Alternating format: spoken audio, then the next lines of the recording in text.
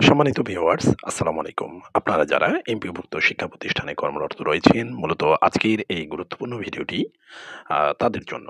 আপনারা ইতিপূর্বে আপনারা বুঝে গেছেন যে আজকের ভিডিওটিতে মূলত আমরা কি আলোচনা করব। হ্যাঁ বন্ধুরা, আমরা মূলত আজকে আলোচনা করব আপনাদের উৎসব ভাতা সংক্রান্ত বিষয় নিয়ে। নিউজটি আজকে 'প্রথম আলো' থেকে আমরা পেয়েছি। সেখানে আমরা যদি একটু স্ক্রল করি, সেখানে আমরা দেখতে পাচ্ছি এমপিওভুক্ত শিক্ষকদের উৎসব ভাতা বাড়ছে। নিউজটি আজ ২৬ এপ্রিল ২০২৫ ১২টা ৩৮ আপডেট করা হয়েছে। তো বন্ধুরা, সম্পূর্ণ নিউজটি দেখার জন্য আমাদের সাথেই থাকুন। সেই সাথে পরবর্তী নিউজ জানার জন্য অবশ্যই চ্যানেলটি সাবস্ক্রাইব করে রাখবেন। ফলো দিয়ে রাখতে পারেন আমাদের ফেসবুক পেজে, সেখানেও আমাদের ভিডিওগুলো আপলোড করা হয়। ভিডিওটি ভালো লেগে থাকলে অবশ্যই ভিডিওটি শেয়ার করে দেবেন।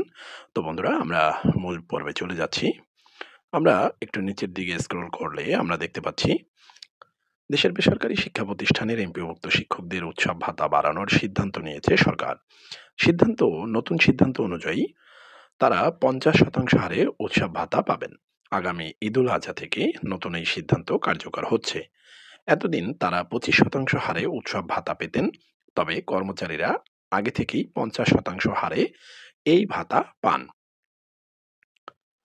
স্থানীয় সরকার, পল্লী উন্নয়ন ও সমবায় এবং যুব ও ক্রীড়া উপদেষ্টা আসিফ মাহমুদ সজীব ভুঁইয়া ফেসবুকে এক পোস্টে ঈদুল আজহার বোনাস 25% থেকে বাড়িয়ে 50% করার অন্তর্বর্তী সরকারের সিদ্ধান্তের কথা জানান।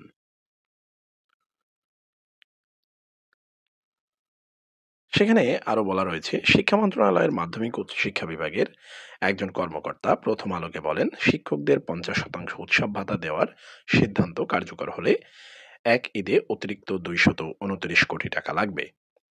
সারা দেশে এমপিভুক্ত শিক্ষক কর্মচারী আছেন প্রায় 5 লাখ। তারা সরকার থেকে বেতনের মূল অংশ এবং কিছু ভাতা পান। এর আগে সাবেক শিক্ষা উপদেষ্টা অধ্যাপক ওয়াহিদুদ্দিন মাহমুদ শিক্ষা উপদেষ্টা হিসেবে দায়িত্বের শেষ দিনে শিক্ষকদের সুখবর দিয়েছিলেন।